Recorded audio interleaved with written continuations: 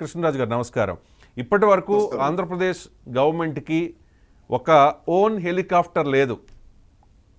నేను రీసెర్చ్ చేస్తే ఈరోజు తెలిసింది నాకు ఆ విషయం. గతంలో జగన్మోహన్ రెడ్డి ఏదైతే హెలికాప్టర్ను అద్దెకి తెచ్చి వాడుకున్నారో, కనీసం 10-15 కిలోమీటర్ల దూరానికి కూడా ఆ హెలికాప్టర్లో ఆయన వెళ్ళేవారో అని అప్పుడు ప్రతిపక్షాలు కూడా ఎద్దేవా చేశాయి కదా. అదే హెలికాప్టర్ని ఇప్పుడు ఏమండి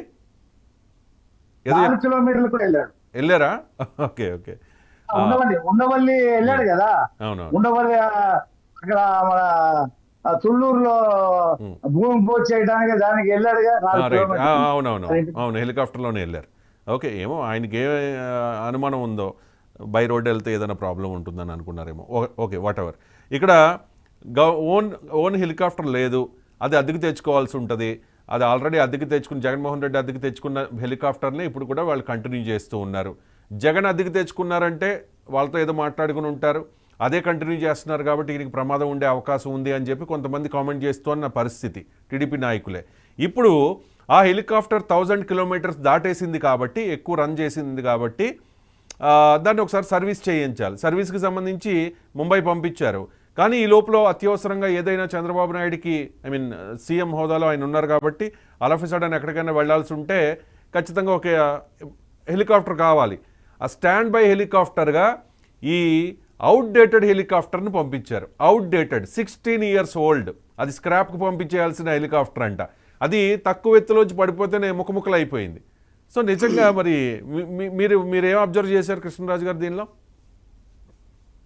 రవి గారు, ఇప్పుడు సార్ ఈ అంశానికి సంబంధించి మనం ఊరట చెందాల్సింది ఏమిటంటే, హెలికాప్టర్ కి దాదాపు 706 కిలోమీటర్ల జర్నీ అంటే చాలా ఎక్కువ అండి అది. ఓకే, అంత జర్నీ ఇది అడ్వర్స్ వెదర్ లో. Okay, Mumbai to Vijayawada, right? వర్షాలు పెనుగాలులు ఉన్న వాతావరణంలో ఈ హెలికాప్టర్ దాదాపు 706 కిలోమీటర్లు ఫ్రమ్ బాంబే టు హైదరాబాద్ కున్న డిస్టెన్స్ ప్రయాణించాలి.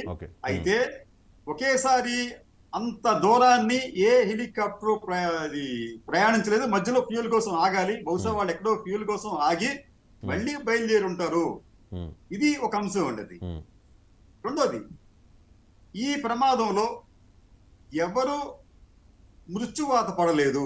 ఇది మనం సంతోషించాలి. ఇది మనం ఊరట కలిగించే అంశం. ఎందుకంటే ప్రాణాలు ఎవరైనా ప్రాణాలే అండి. అది బాంబే వస్తే, హైదరాబాద్ వస్తే, విజయవాడ మనం అనుకోవడానికి వీల్లేదు. అటువంటి ఫెటాలిటీస్ ఏమి లేవు కాబట్టి మనం ఊరట చెందాలి, సంతోషించాలి.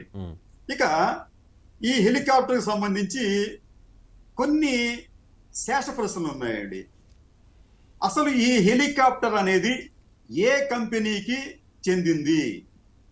ఆ కంపెనీ ఇప్పటి వరకు ఎటువంటి ప్రకటన చేయలేదు. ఈ హెలికాప్టర్ ని తాత్కాలికంగా అద్దెకి తీసుకుందెవరు? ఆ తీసుకున్న వ్యవస్థ లేదా ప్రభుత్వం, వారు కూడా ఇప్పటి వరకు ఎటువంటి ప్రకటన చేయలేదు. హెలికాప్టర్ ప్రమాదం జరిగి 2 రోజులు అయితే ఎవరు ఎందుకు ఒక ప్రకటన చేయలేదు అంటే, వారు చేయొచ్చు కదా. హెలికాప్టర్ కంపెనీ వాళ్ళు ఎవరైతే వాళ్ళు, అవును మేము ఈ హెలికాప్టర్ ని మేము అద్దెకిస్తున్నాం తాత్కాలికంగా పలానా రాష్ట్రానికి అని చెప్పలేదు వాళ్ళు కూడా. ఈ రాష్ట్ర ప్రభుత్వం కూడా మేము పలానా కంపెనీ నుంచి మేము దీన్ని అద్దెకి తెచ్చుకుంటున్నాం, these are terms and conditions, మాకు దీనికి గంటకి ఎంత అవుతుంది, రోజుకి ఎంత అవుతుంది అని చెప్పి వాళ్ళు చెప్పలేదు. అంటే ఇక్కడ మనకి సమాచారం అనేది అరకొరగా ఉంది. ఈ సంఘటనకు బాధ్యులైన ఈ 2 ప్రభుత్వం కావచ్చు, లేకపోతే ఆ ఏవియేషన్ కంపెనీ కావచ్చు, ఇద్దరూ కూడా ఇప్పటి వరకు ఎటువంటి ప్రకటన చేయలేదు. చేయకపోగా మనం ఒక నిర్ణయానికి వచ్చేసాం, అది అవుట్డేటెడ్, చాలా పురాతనమైన హెలికాప్టర్ అని చెప్పి ఒక నిర్ణయానికి, ఇది ఒక పత్రిక రాసింది కాబట్టి మనం చర్చ జరపాలి కాబట్టి ఒక నిర్ణయానికి వచ్చేసాం, కాదని చెప్పి. అయితే ఈ హెలికాప్టర్ కి సంబంధించి కొన్ని అంశాలు ఏమిటంటే, ఇది మంచి కంపెనీ సార్. అగస్టా వెస్ట్లాండ్ అనే ఒక కంపెనీకి చెందిన హెలికాప్టర్ ఇది. ఇదే హెలికాప్టర్ కి సంబంధించి మన ఇండియన్ నేవీలో కూడా ఈ హెలికాప్టర్లనే చాలా కాలం నుంచి వాడుతున్నారు. ఈ కంపెనీ హెలికాప్టర్ సేమ్ ఇది కదండి. ఎన్ని ఇయర్స్ ఓల్డ్ అండి అది? ఎప్పుడు మేడ్? మీకు చెప్తాం సార్. 2008లో దాన్ని మ్యానుఫ్యాక్చర్ అని చెప్పి అంటున్నారు. 2008. కానీ ఇక్కడ మీకు వచ్చేప్పటికి అది ఇప్పటి వరకు అంటే మీకు ఏవియేషన్ సేఫ్టీ నెట్వర్క్ అనే ఒక సంస్థ కథనం ప్రకారం ఇది మొన్నటి వరకు ఈ హెలికాప్టర్ పనితీరును వారు ఏం చెప్పారంటే ఇది ఇప్పటి వరకు దాదాపు 8,132 గంటలు ప్రయాణించింది. అది 16 సంవత్సరాలైనా 15 సంవత్సరాలైనప్పటికి కూడా ఈ హెలికాప్టర్ ఇప్పటి వరకు కూడా 8,132 కిలోమీటర్లు ప్రయాణించింది. అంటే ఏడాదికి సారీ 8,132 గంటలు అండి నేను చెప్పింది, అది క్షమించాలి, గంటలు కూడా ప్రయాణించింది. అంటే ఏడాదికి 508 గంటలు మాత్రమే ఈ హెలికాప్టర్ ప్రయాణించింది. ఇది 2 ఇంజన్లు గల హెలికాప్టర్.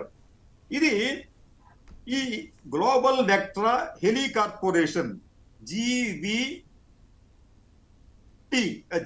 అనే దాంతో గ్లోబల్ వెక్ట్రా హెలి కార్పొరేషన్ అనే ఒక కంపెనీకి చెందింది ఈ ఇది ప్రపంచవ్యాప్తంగా దీనికి అనేక దేశాల్లో దీనికి బ్రాంచెస్ ఉన్నాయి. ఇది మన ఇండియాలో కూడా కాదండి, ఇది వాళ్ళు విదేశస్తులు వచ్చి ఇది నిర్వహిస్తున్నట్టుగా మనకు తెలుస్తుంది. ఇక్కడ ఆ కంపెనీ పేరు గ్లోబల్ వెక్ట్రా హెలికాప్టర్, అంతే తప్ప జీవీకే కంపెనీకి దీనికి సంబంధం లేదు.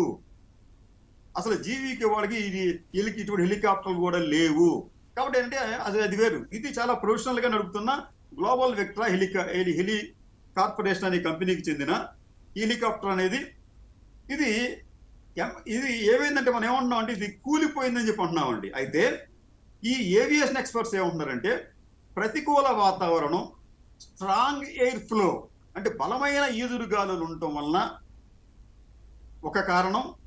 రెండోది ఈ ఫ్యూయల్ కి సంబంధించి కూడా ఇబ్బందులు ఉన్నాయేమో, అందుకనే ఈ పైలట్ దానిని ఒక చోట దాన్ని ల్యాండ్ చేయడానికి ప్రయత్నిస్తుండగా కూలిపోయింది. అది క్రాష్ ల్యాండ్ కాదండి, అది మనం గుర్తుంచుకోవాలి. అది రైట్. ప్రమాదం ఏదైనా ప్రమాదమే కదా. అది చంద్రబాబు నాయుడు గారి కోసం వస్తున్న స్టాండ్ బై హెలికాప్టరే కదా. నేను చెప్పేదేనండి, ఇక్కడ మీకు హెలికాప్టర్ కూలిపోయింది అంటే అంత సమయం మనకు ఉండదండి అక్కడ.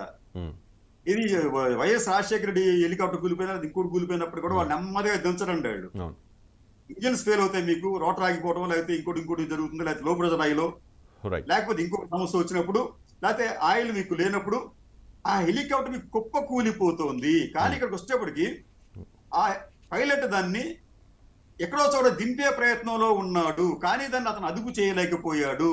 అయితే మీరేమన్నారంటే ఇది కూలిపోవటం వల్ల ముక్కలు అయిపోయింది చెప్పన్నారండి. కానీ ఏమి లేదు, దాని మెయిన్ బాడీ మాత్రం ఇంటాక్ట్ గానే ఉంది.